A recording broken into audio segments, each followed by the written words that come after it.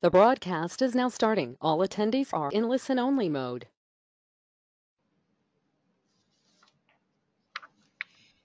Good afternoon and welcome to Pigs Might Fly, a week of innovation at Moonpig with Amanda Colboys. Just a brief note about eSynergy before the presentation. eSynergy specialise in open source and cloud recruitment. If you are looking for a new opportunity or want to build out your team, please get in touch after the webinar. Now moving on to some housekeeping. If you have any questions for Amanda, please fire them over via the questions box throughout, and Amanda will answer them at the end of her talk. We are recording the session, and the slides and the recording will be made available and sent to you tomorrow by email, along with my contact details. Now I'm going to pass over to Amanda to begin her talk.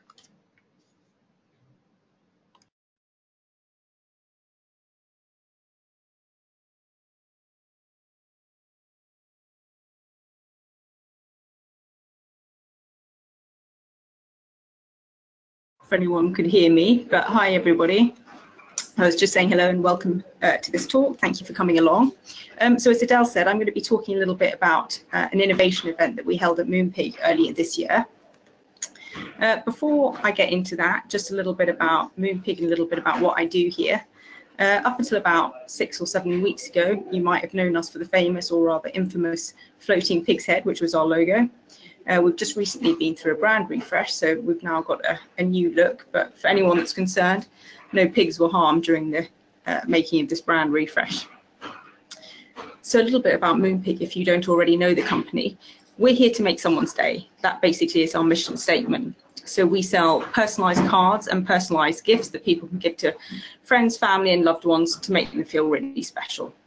We're also part of the Photobox group, so we're a family of brands across the UK, France, Germany and Spain, and collectively we make up Europe's largest personalisation business. A little bit about what I do here. So I'm an Agile Coach with Moonpig. I initially started working with the product engineering team, helping them to start using Agile and Lean practices. They're now in pretty good shape, so my focus is now on the wider organisation. It's the same kind of exercise, helping them to start leveraging Agile and Lean practices, being a bit more focused on growth and, of course, innovation as well. Before I talk about the event itself, I thought it might be worth pausing for a minute just to talk briefly about innovation. So one of my favourite Agile speakers is a guy called Barry O'Reilly, who co-authored a book about doing Lean and Agile at enterprise. And he quite often talks at conferences and so on. And at the beginning of his talks, he always mentions a couple of facts. The first one is that 57% of companies that were in the Fortune 500 in 1995 were gone 10 years later by 2015. And the other fact is that the average life cycle of a company that was started in the 1960s was about 67 years. Today it's only 15 years, and that number is actually getting smaller. And the reason Barry makes this point is he's basically saying that innovation isn't just a nice thing to do, it isn't just a good thing to do, that it's actually really quite an essential thing to do, that you can't really afford to be complacent and assuming that what you did yesterday and what you did today is still going to work for you tomorrow might inhibit your ability to keep growing as a company. So looking at Moonpig's journey, so we're about 17 years old now, and you can see on the left, Moonpig Web 1.0. So we started just as a greetings card retailer. People could go online and personalise greetings card. 17 years later, obviously cards are still a very big part of our business, but we now also sell a big range of personalised gifts. We sell flowers, and we've also added a lot more sort of service type features to our offering as well. But like everyone else, we can't afford to be complacent. We can't afford to sit back. There are still competitors coming along all the time. If we want to keep acquiring new customers and to keep our loyal customers, we've got to keep moving forward. And that's kind of why Moonshots came about. It was to really encourage that idea of innovating regularly.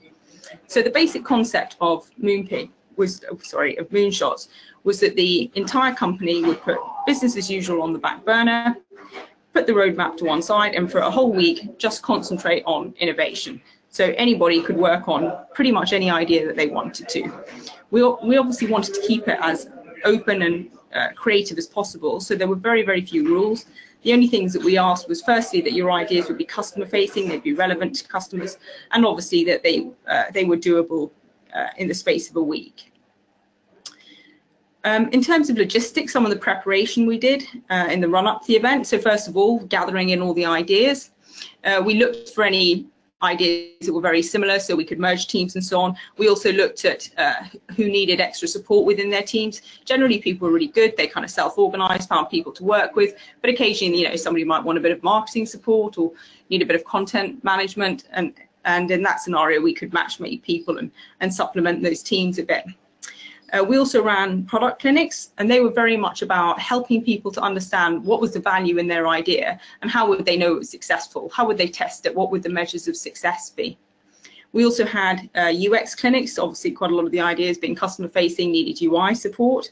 And then we also did a couple of tech clinics, and the tech clinics were very much around feasibility, so particularly ideas that hadn't come out of engineering. People wouldn't necessarily have any idea if the idea was going to take a week or if it was going to take 6 months. So it was really just to rule out anything that really wasn't going to be possible within the time frame we had. Really important to note that none of these sessions were about judging ideas. Absolutely nothing was ruled out during this time unless it literally wasn't feasible to do it in a week. It was really about giving all of those ideas their best chance of success. So once we got to the event itself, we had a bit of a kick-off in the morning, a bit of an event launch, and each team came up and talked a little bit about what they were going to be doing. By this point, we had 18 ideas and 18 cross-functional teams to work on those ideas. Each of our product management team was assigned to a couple of teams to sort of loosely oversee them. But in reality, the teams were actually really, really self-organizing.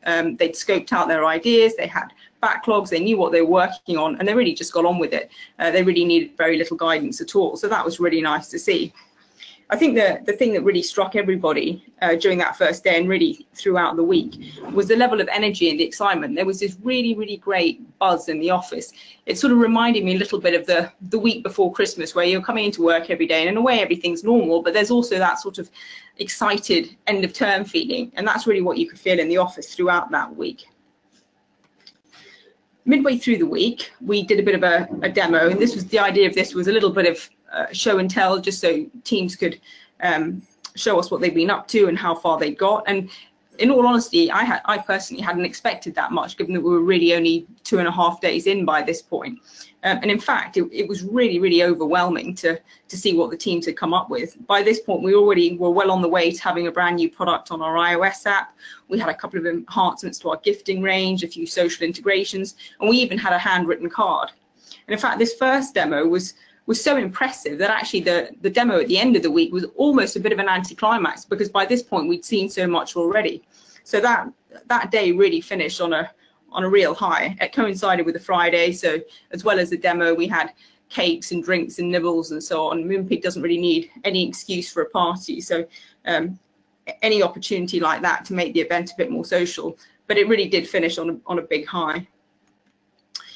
Monday morning, a bit of a reality check.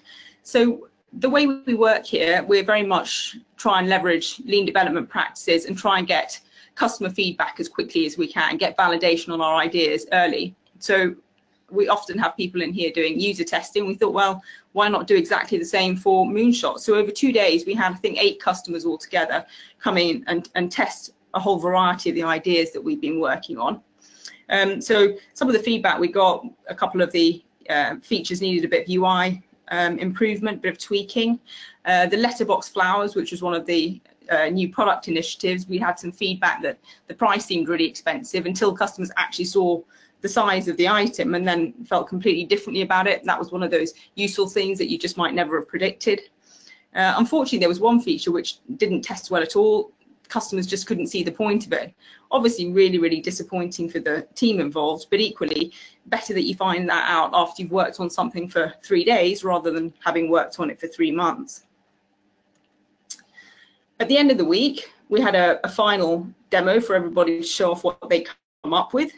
Most of the teams had managed to complete their moonshots. Some of them are now live, so letterbox flowers, as I mentioned, that was one of the things that went live. 3D card previews on our website, that was another feature. Some really nice, quite small, but really nice enhancements around the iOS app. Some of the projects were probably more closer to being proof of concept rather than things that were really ready to go live in front of customers, so they haven't gone any further. Some of the ideas we tested, they didn't particularly work when we actually A/B tested them and put them in front of the real audience. And then there's a couple that are still in the backlog, are still waiting to be tested. But broadly speaking, we had some pretty good stuff come out of it. I've got here a video that we got made during the event. I'm going to show you this now.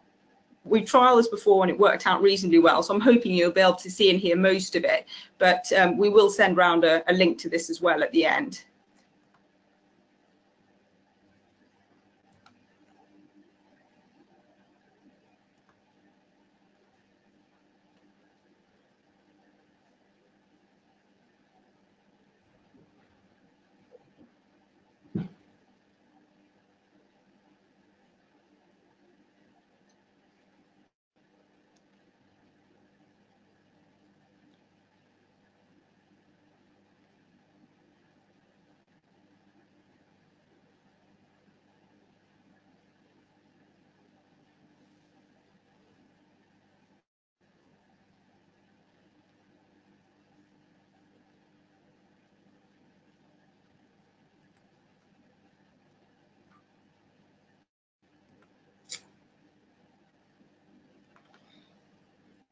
Okay, I've just had a message from the organizer to say that you can't hear the video, so I won't try and play the whole thing through, but I will get the link sent round to you, so have a look at that if you've got time. It's only 2-3 minutes long and it gives you a really good flavour of the event itself, the atmosphere, and what the people taking part in it thought about it. So it's quite a fun watch.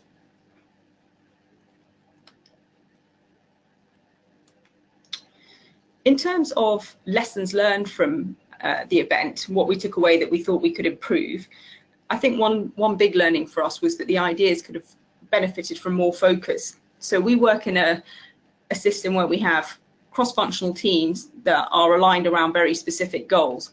So any moonshot that didn't clearly help deliver one of those goals, really at the end of that week, it didn't have anywhere to go. So I think that's something we'd want to address next time, because if you work on an idea and it appears to be successful, then you want to know that you can keep going with it without it sort of clashing with the other priorities that you've got lined up. I think another thing that we could have been much better about was sharing more customer insights and data analytics with people to help them generate ideas. I think we probably would have got better, stronger, more innovative ideas if we'd been able to give that information to people and encourage that lateral thinking. Another significant piece of feedback, particularly from the engineering teams, was that they felt they needed more time or fewer interruptions, because over the course of the week, you know, we had 2 demos plus we had the event launch. So really the amount of development time was, you know, 3.5, 4 days, which is really not very much at all. So I think next time we'd want to give them at least the whole week and quite possibly 2 weeks. And I think, again, that probably would have encouraged people to come up with more ambitious ideas if they had that extra time. In terms of what the future is and where we go with this and whether or not we do it again, for me, sort of reflecting back on the event, you know, 6 months or so down the line, I think what I've really taken away from it is that it's fantastic to do an event like this because it's liberating, it's energizing, it's really great for engagement. But actually, you really don't want innovation to be an event. You don't want it to be something you do occasionally. The important thing is to try and build innovation into your everyday working process. So one of the things I'm working on at the moment, together with our head of UX, is reviewing our whole product development process and looking at how and where we make space for that innovation. So whether that's doing moonshots, whether it's giving people dedicated hack time, whether it's leveraging design sprints or having well-structured brainstorms, but basically that period of ideation is inbuilt into your whole workflow, so that innovation part is embedded in there and you're always thinking like that. I think the other thing that's really important is having a network of cross-functional collaborative teams across the whole organization. Once you start getting people from different disciplines together who've got different perspectives and different views on the problems that you're trying to solve, once you get those ideas colliding in that big sort of melting pot, that's when you start to get the really big ideas coming out of it. So that cross-functional structure really, really supports innovation. And the other thing, I think it's really important to provide an environment, a working process, a way of working that really fosters and enables innovation every day, so people feel they have the space and time to do it. and also fostering and encouraging that mentality and that mindset where you're constantly innovating and thinking like that. If you want to know a bit more about the Moonshots event, we've got a blog, engineering.moonpig.com, so there's some fairly detailed blog pieces about the event itself. Also, if you're just interested in keeping up with what we're up to, our Twitter handle is @MoonpigTech. That's pretty much it from me in terms of the presentation. But if anybody's got any questions, I hope they're going to pop up on my screen.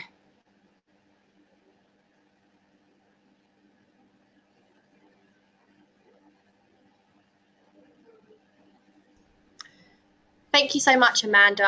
We're just going to give ourselves 5 minutes. If anybody's got any questions, you can ask them in the questions box below. So we'll just give ourselves 5 minutes. Thank you.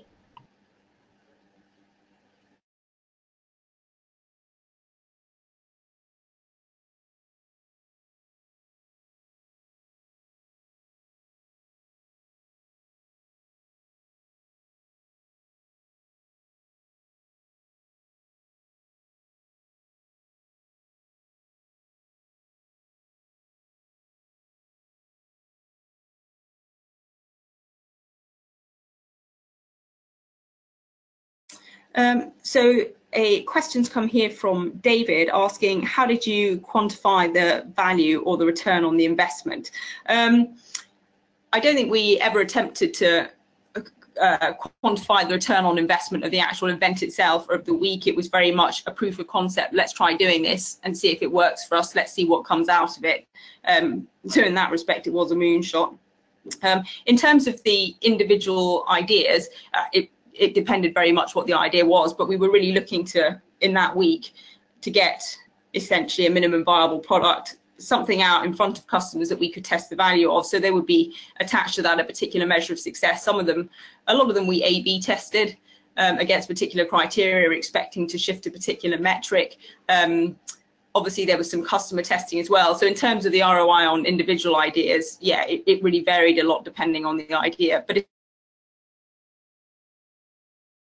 test anything else on our roadmap.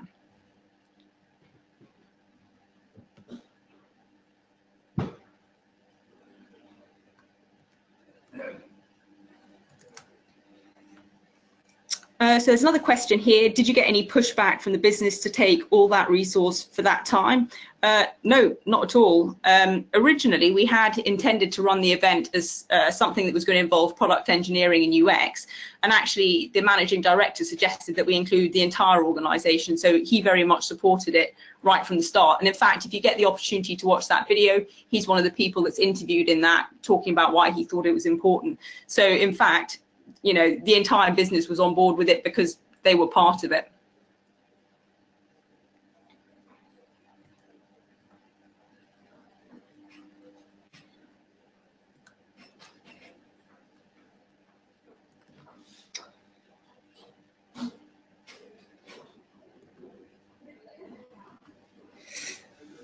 So another question here, what was the most challenging thing as part of making this idea work?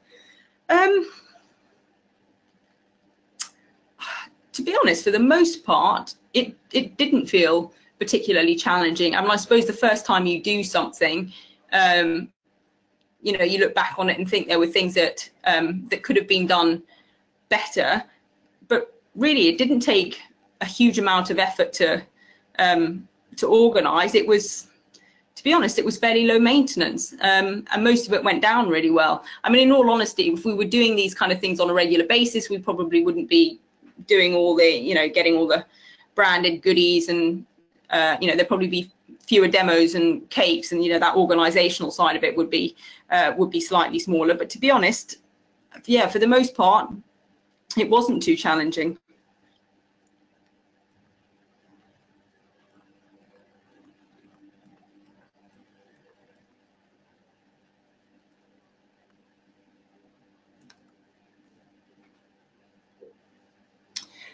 So another question here. What level of participation was there? 100% of the department or less? So it was open to the entire company. The majority of people did take part. There was a couple of teams that didn't. So our creative team, because it was in the run up to Father's Day, which is a big peak period for us, they were very much noses to the grindstone trying to get marketing assets together. So they weren't free to take part. And there was probably, you know, a couple of people in the business that maybe didn't actually take part in ideas, but there was a couple of teams that actually decided to try and focus on something particular they wanted to get done, dedicate a whole week to it and get through it quickly. But otherwise it was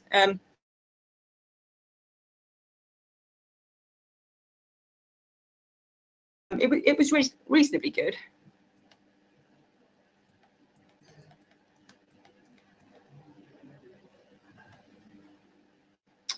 So another question here, what happened to day-to-day tasks? Did they also run in the background or take over at the time? So I think that probably depended a little bit on who was involved. So in terms of, for example, product engineering and UX, you know, day-to-day stuff, i.e. delivering the roadmap, that was just pushed to one side. We just didn't attempt to progress it. That's what we'd agreed. Everybody was happy with that. Obviously, some of the business teams, it would be slightly different. So, you know, if you're working on the CRM team, for example, you've still got to send out weekly emails. But equally, a lot of the people on the business side, probably their workload and their involvement, you know, particularly in ideas that were going to end up on the website or app, their involvement was smaller anyway, so they could more or less balance it with any kind of business as usual stuff they had to do.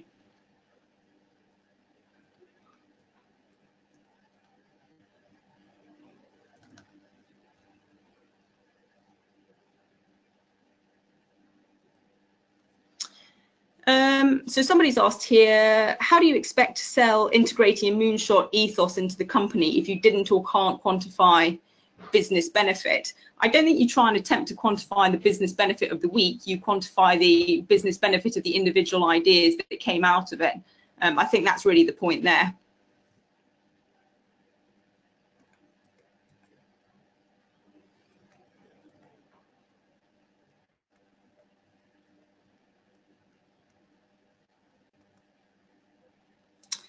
Another question here, were you 100% co-located and does that matter? We are 100% co-located. Trying to think if you could do this remotely, possibly. There probably are ways to make it work, but I think with anything that's a collaborative effort, it's obviously really helpful if you can have people in the same place being involved. I mean, that said, there were some of the projects that were delivered did involve people from the factories helping out on the production side. They're not co-located.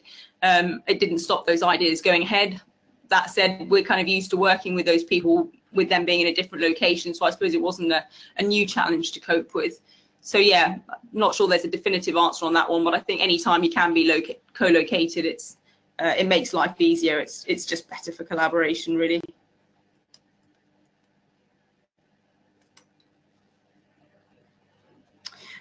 So Paul has asked, wouldn't these ideas have come forward anyway without the event? Yes, I think some of them might have done. Not necessarily though, and I think one of the reasons for doing the event was to give people who had these ideas that they felt they never got anywhere with, give them the opportunity to actually try them out and see if they actually had any customer value, because it was one of the ideas behind it was actually we're going to let our customers judge ideas, not try and anticipate in advance which ones they're going to like and which ones they aren't going to like. But yeah, some of them may well have come through anyway.